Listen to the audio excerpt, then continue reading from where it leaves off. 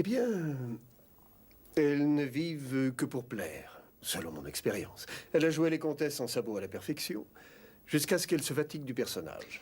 Pourquoi êtes-vous venu voir Lord Horbury? J'ai reçu la visite de policiers aujourd'hui.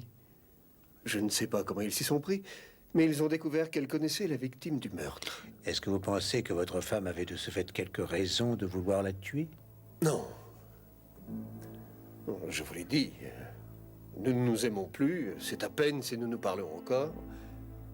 Mais je sais ce dont elle est capable ou non. Je sais qu'elle est incapable de tuer. Incapable.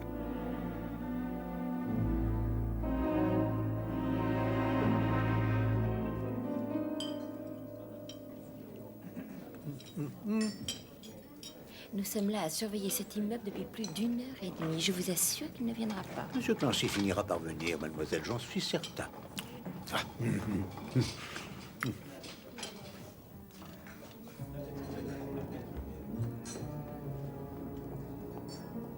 Le voilà.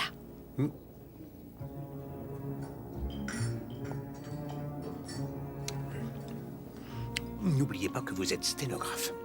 Mais je ne connais pas la sténo, je vous l'ai dit. Vous la connaissez mieux que Monsieur Clancy. Ayez seulement l'air de savoir ce que vous faites, ça devrait suffire.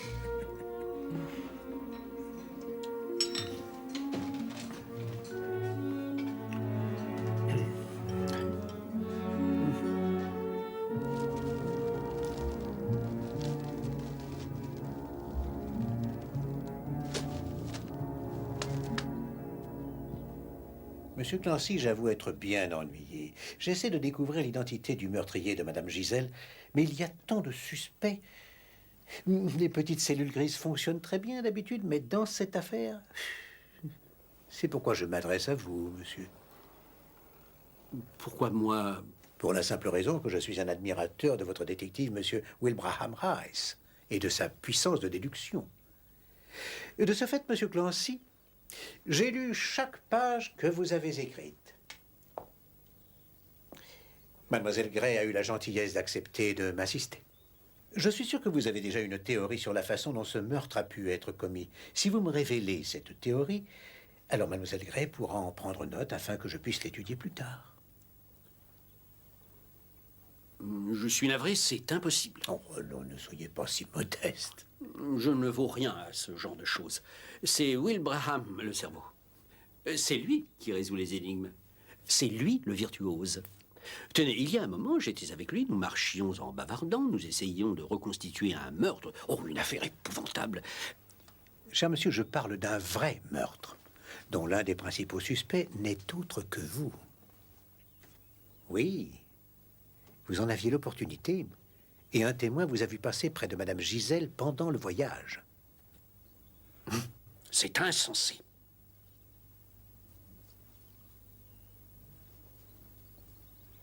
Mais je vous ai vu, monsieur Clancy. Vous aviez un livre à la main. Oh oui, bien sûr. Mon Bradshaw, l'horaire des chemins de fer. Oui, Wilbraham m'a demandé d'aller le chercher afin de vérifier l'alibi du malfrat. Il avait raison cette fois encore. Nous l'avons démasqué. Je n'avais rien remarqué personnellement. Peut-être votre ami pourra-t-il résoudre un autre mystère. Vous disiez avoir fait des recherches sur les Indiens d'Amérique du Sud et leurs fléchettes empoisonnées afin d'étayer l'un de vos romans.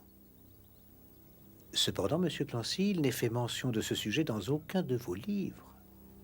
En revanche, je viens chez vous et qu'est-ce que je découvre?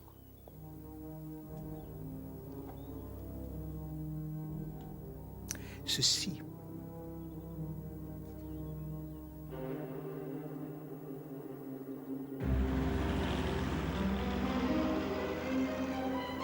En vertu des pouvoirs qui me sont conférés en tant que maire, je vous déclare mari et femme.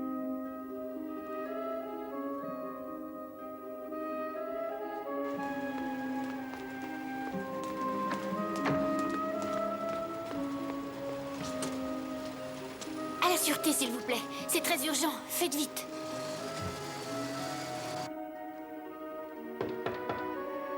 Entrez. Bonjour. Bonjour. Vous êtes l'inspecteur Fournier? Oui. Pourquoi? C'est bien vous qui êtes chargé de l'affaire Gisèle. C'est exact. Je suis Anne Gisèle, la fille de Madame Gisèle. Je viens réclamer mon héritage.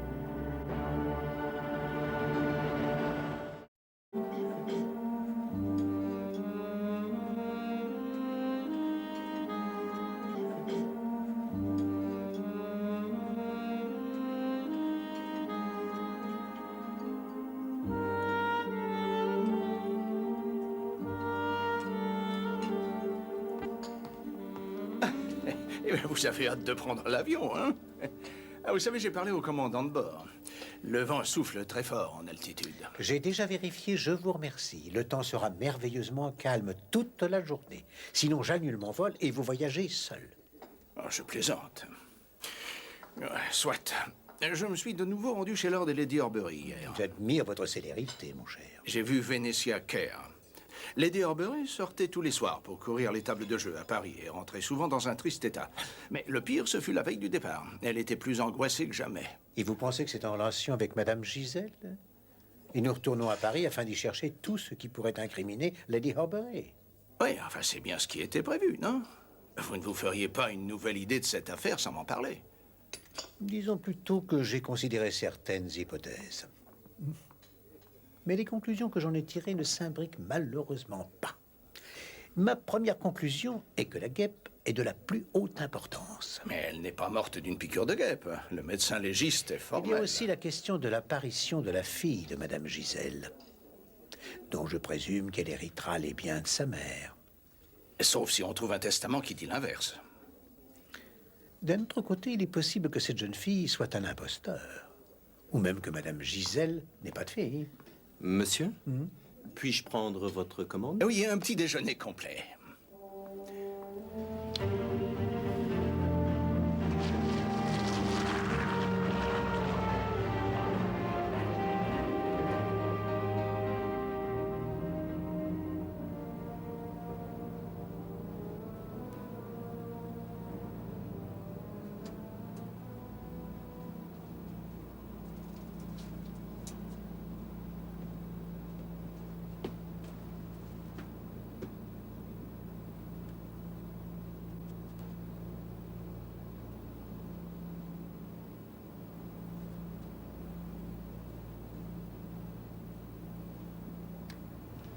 Excusez-moi, madame. Puis-je disposer de votre siège? Juste un court instant.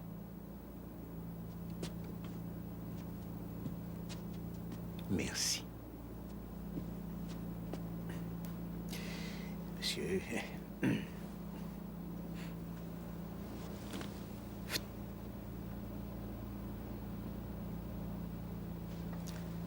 Merci.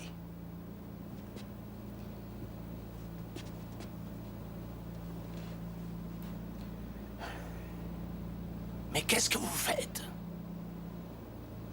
Pardon? D'où tenez-vous ça? Ceci, de Monsieur Daniel Clancy, je l'ai trouvé chez lui. C'est un indice, Poirot. Alors, cher ami, permettez-moi de vous en faire cadeau. Je n'en ai plus l'utilité pour ma part.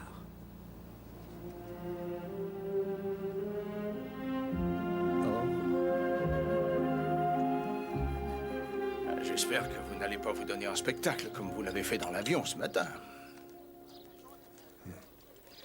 Mes expériences sont très enrichissantes, mon cher. Elles montrent quelle femme dangereuse est Lady Horbury. Moi, je l'ai toujours dit. Oui. Pour envoyer la fléchette empoisonnée d'un bout à l'autre de l'appareil, il faudrait premièrement qu'elle ait le souffle puissant.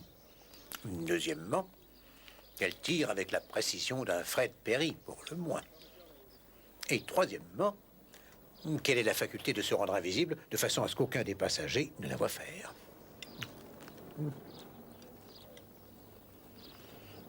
Toutes mes excuses, mon ami. Poirot est allé trop loin. Vous me surprenez, Poirot. Il me semble clair que c'est avant tout le facteur psychologique qu'il faut considérer pour aborder cette affaire. L'assassin de Madame Gisèle, qu'il s'agisse de Lady Horbury ou de Daniel Clancy, a évidemment attendu l'instant où il savait que personne ne le regardait. Il a lancé sa fléchette de l'endroit qui lui convenait.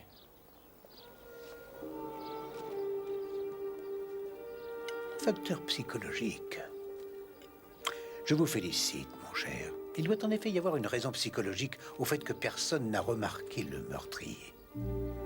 C'est ce que nous devons découvrir. Mais d'abord, nous devons interroger l'héritière. Si l'héritière est bien ce qu'elle prétend être.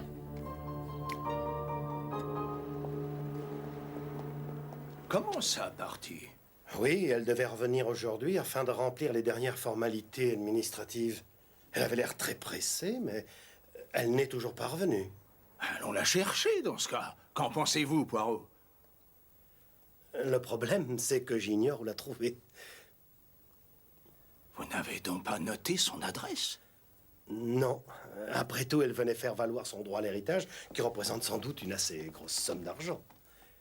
Et pourquoi ne serait-elle pas revenue? Monsieur l'inspecteur Japp, il faut que vous continuiez à travailler avec l'inspecteur Fournier, c'est très important. Mais voyons, mon cher, ne vous faites pas prier. Nous avons un grand besoin de l'aide de la sûreté. Ah, vous voyez ce qu'elle nous a rapporté, leur aide. Pardon, accordez-moi une petite seconde. Vous vous souvenez que dans la sarbacane se trouvait un petit morceau de papier. Je l'ai bien étudié. Observez-le à votre tour. Vous pouvez y lire la lettre F. Je pense qu'il s'agit de l'abréviation du mot franc.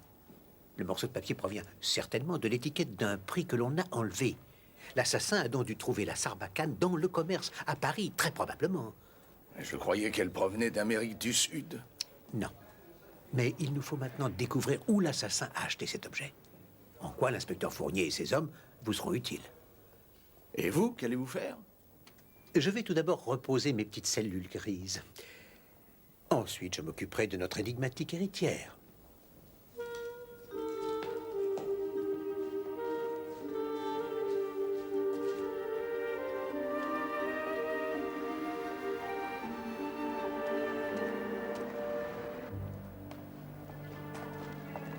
On demande Madame de la Roche.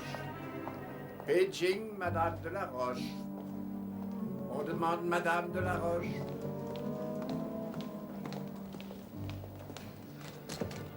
Bonjour. Bonjour, madame. Un monsieur a réservé une chambre pour moi. Il s'appelle Poirot. Oh oui, bien sûr. Monsieur Hercule Poirot. Vous êtes mademoiselle Gray. Jane Grey, c'est exact. Comment allez-vous, mademoiselle? Bonjour, monsieur Dupont. Quelle surprise. Où m'emmenez-vous? Je veux vous montrer quelques-unes des merveilles que les archéologues ont exhumées de par le passé. Attendez une minute, c'est ridicule. D'abord, comment avez-vous fait pour me retrouver, monsieur Dupont? Ça a été facile. J'ai appelé la compagnie aérienne en disant que j'étais votre frère et que je devais vous joindre de toute urgence. Pourquoi? Parce que j'ai besoin de vous.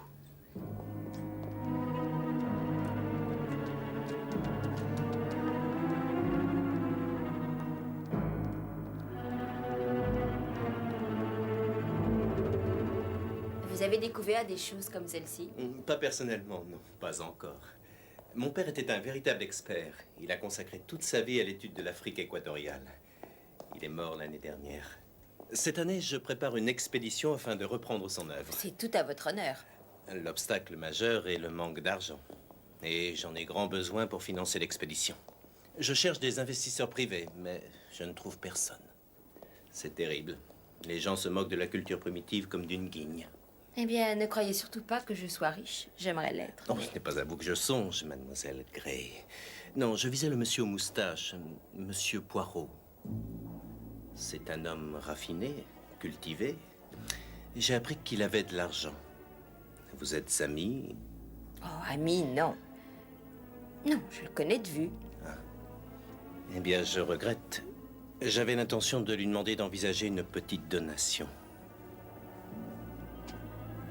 Poirot? Financer des creuseurs de trous en Afrique? Oh, mon Dieu. Mais ce n'est peut-être pas une si mauvaise idée, d'ailleurs. Voilà, nous y sommes. Essayez d'être patiente, mademoiselle. Pourquoi? Qu'allez-vous faire? Élise est d'origine flamande. Elle ne parle pas, hélas, très bien notre langue, à ce qu'il paraît. Mais les Belges se comprennent.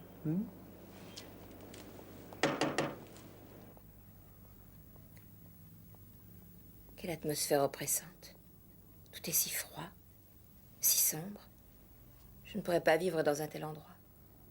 Il n'y a aucune note personnelle. Aucune.